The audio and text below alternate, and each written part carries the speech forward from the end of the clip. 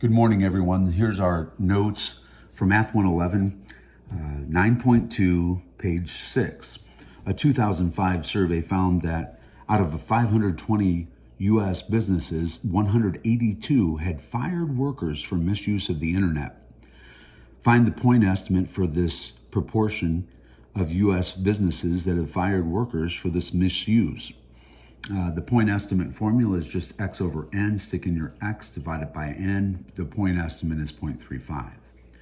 Now, can we assume that this distribution is normal? It has to satisfy these two criteria. The formula has to be greater than 10. So n, little n that is, that's 520 times the point estimate times the complement of the point estimate. I got 118.3, and that's certainly greater than 10. So the first criteria has been met.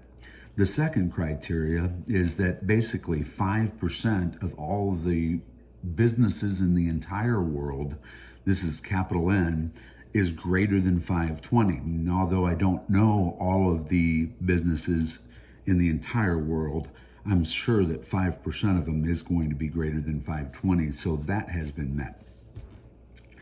Next, we have to construct a 90% confidence interval by hand for the true population proportion of all these businesses that have fired workers. The confidence interval is in the previous section, and that formula is you take your p-hat and you add and subtract this e-value, which is the margin of error. So we have to find this e-value because we already have the p-hat 0.35. So we are going to straddle that 0.35 with whatever this margin of error value comes out to be. We're going to add that margin of error and then subtract it from it as well.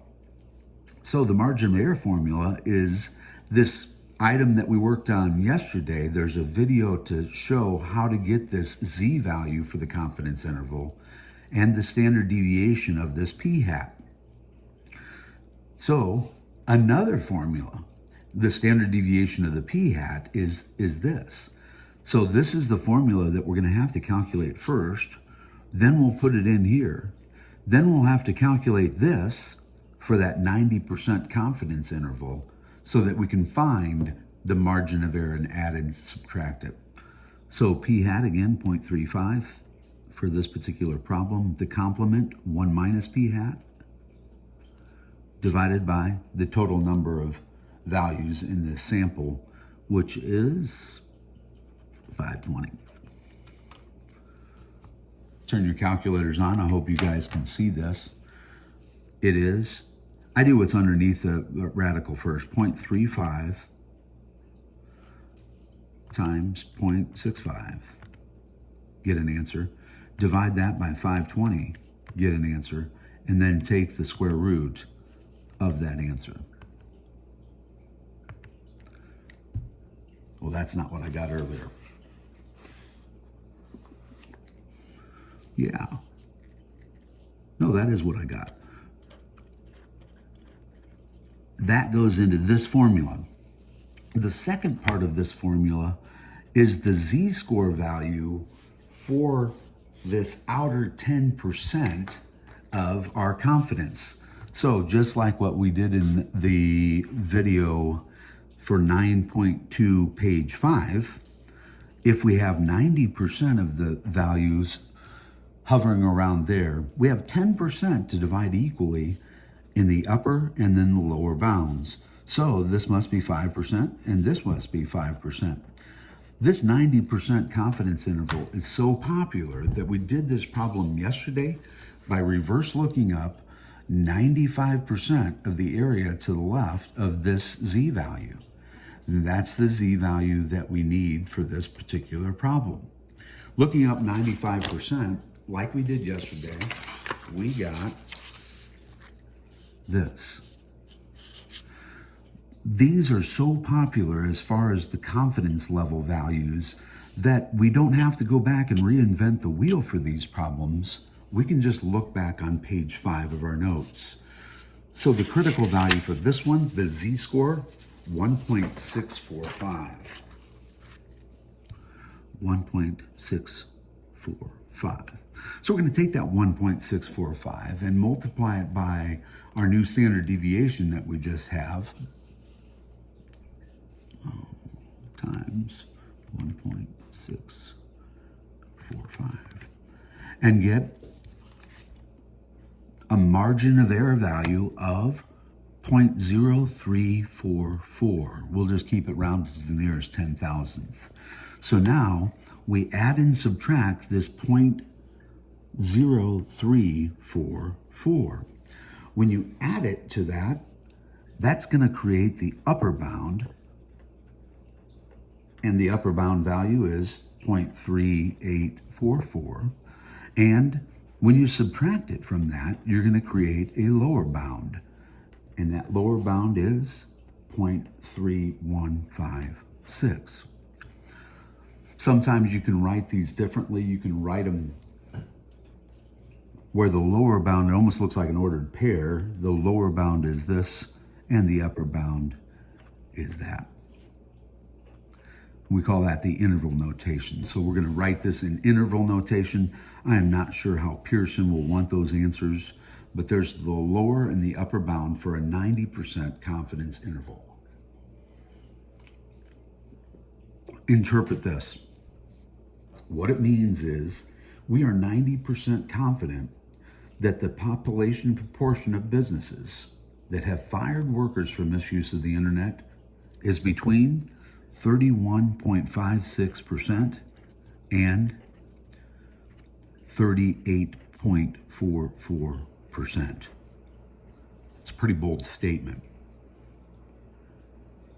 Let's see what happens if we are more confident about our decision. What do you think is going to happen to this interval if we want 90 to be 99% sure of the situation? Let's find out. So we got to do the same things from up above. We want to find this confidence interval, and we want to compare this confidence interval to the interval that we were only 90% sure of. So again, the confidence interval is p hat plus or minus your e. Some of this stuff we don't have to recalculate because the standard deviation is still the same. So the formula that we need to calculate our e is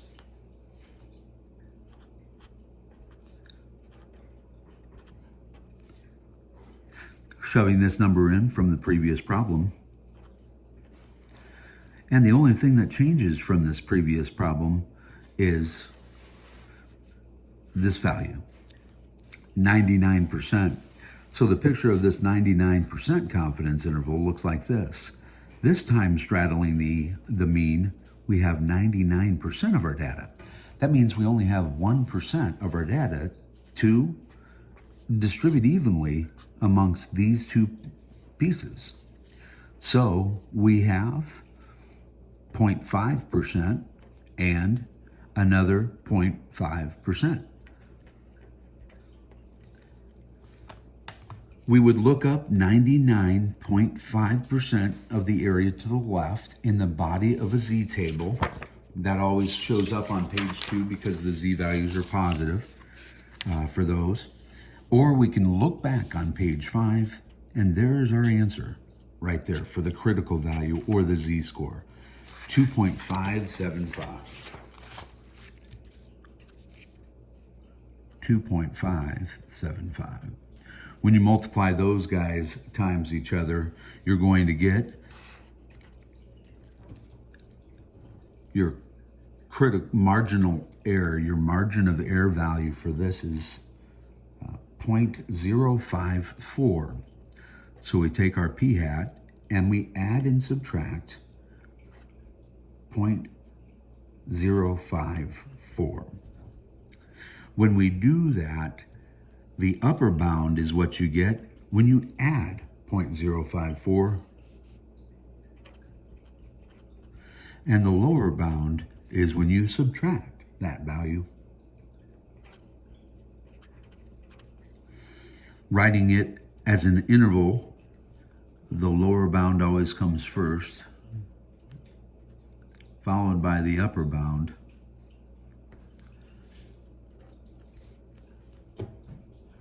Interpret this. What this means is we're going to be 99% confident that the population proportion of these businesses that have fired workers for misuse of the internet is between 29.6% and 40.4%.